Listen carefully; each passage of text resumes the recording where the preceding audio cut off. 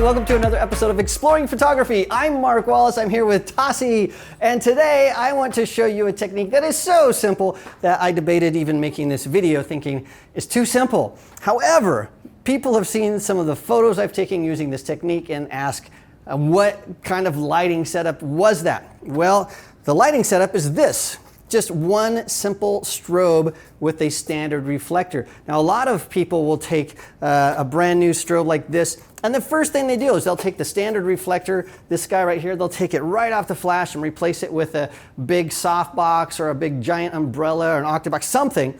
But rarely do people use these just as normal illumination. So what we're gonna do today is give ourselves the freedom to create some really sort of cool images. You can see this outfit is really awesome. We're going for sort of retro Britney Spears-ish. I don't know what that album is, but what album was it we were just listening to? Till the World Ends, something like that. Yeah, whatever that is.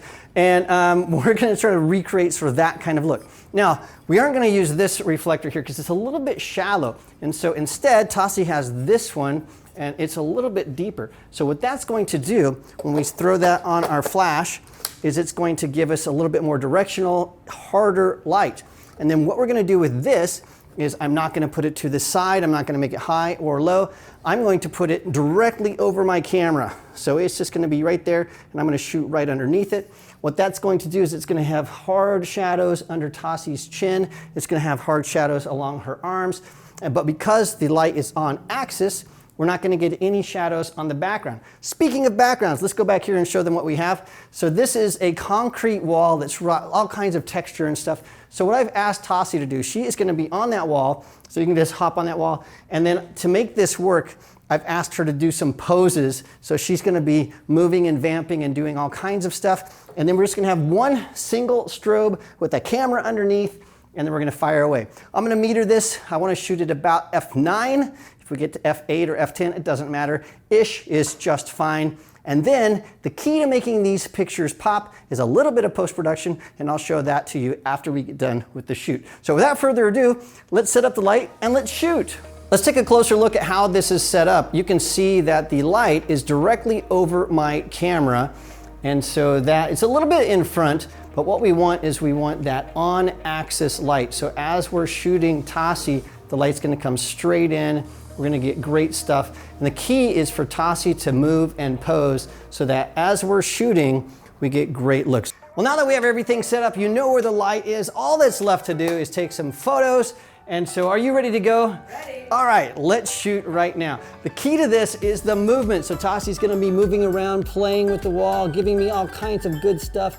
I love that. She is seeing what I'm shooting because we're tethered. That is gorgeous.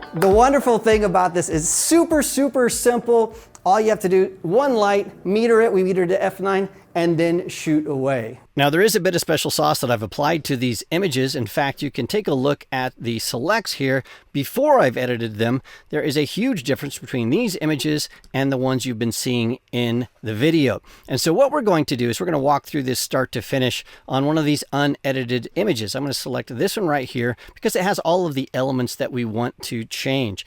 And so what we'll do is I'm going to pop out the side panel here. We're going to go into the develop module in Lightroom Classic, and we're going to start working our ways through this. The first thing I want to do is change my basic tonality.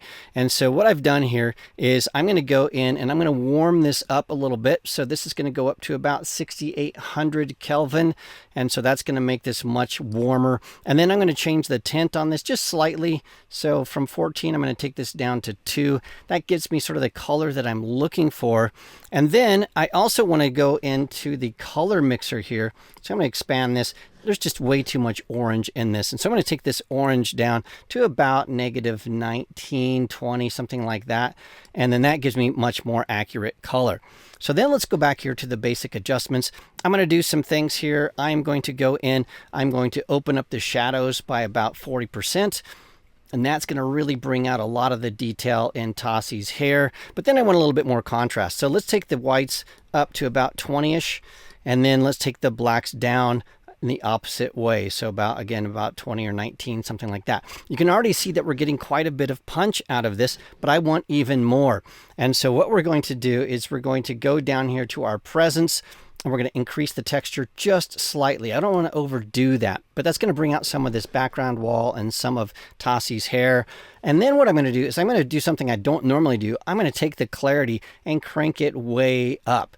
And so you can start seeing things emerging in this. And then our vibrancy, I still think this is way too much color. So I'm going to take that down to about 14. And then that's pretty good. The other thing I'm going to do is I know my camera needs a lot of sharpening. So I'm going to pop that up to about 70, and that's pretty good. So already we're starting to see our before and after shot. The basic tonality and color changes we've made make a huge difference in this image. But what we want to do is we really want to bring things out by using some of the AI built into Lightroom Classic. And so one of the things I want to do, let's get this back to a normal view, is I really want to bring out Tasi's hair. And so I can go over here to the presets, and one of those presets that works really great on these images is texture hair. And so the AI is going to detect her hair automatically and then make some adjustments. So I'm just going to click on texture hair. I'm not going to do anything else, and we can see that her hair is already starting to pop out. The other thing we want to do is we want to take this background and we want to make that more energetic. We want to make it more concrete. And so we're going to use some of this selective masking over here. You can already see that we have a mask that was when we did that texture hair. It created a mask and made some adjustments. You can see those by clicking on that. And so what we want to do is basically the same thing, but we want to create a new mask for the background. And so to do that, I'm going to go over here to my masks, and then what we will do is I will click on the plus sign, and then I'm just going to say select background. And when I click on select background, it's going to do exactly that. So you can see this red tint here is everything that's selected, which is the background. And now we can do some things with this background. So the first thing I want to do is let's go over here, and we are going to start working on this mask. Let's go in and let's change this color. So the color I want to change, I'm going to take the temperature up just a little bit more. So about 17 to make it a little bit more amber. I'm going to take the tint again and shift that over to about 25, 27, something like that. So I'm just changing the color of this background to make it a little bit more pronounced, more color contrast.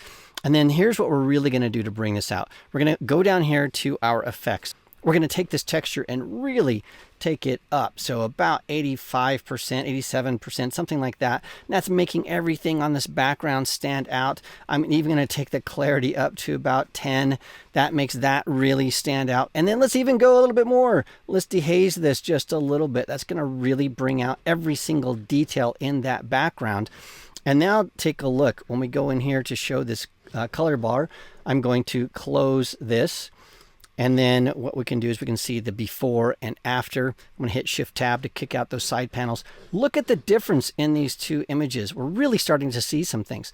But we have a huge problem. One, we have too much space above Tasi's head. We can fix that with cropping. And we have this outlet down here that we need to get rid of. So let's again go back into the Develop module. And then what I'm going to do is I'm going to grab my healing brush right here. So this, you have 3 modes. And I'm just going to check the center one right here, which is heal. And then I'm just going to get a brush that's about 75, 80, something like that. And then I'm going to paint over this plug right here. Make sure you get the entire plug. I'm going to let go of my mouse. Boom, it's gone.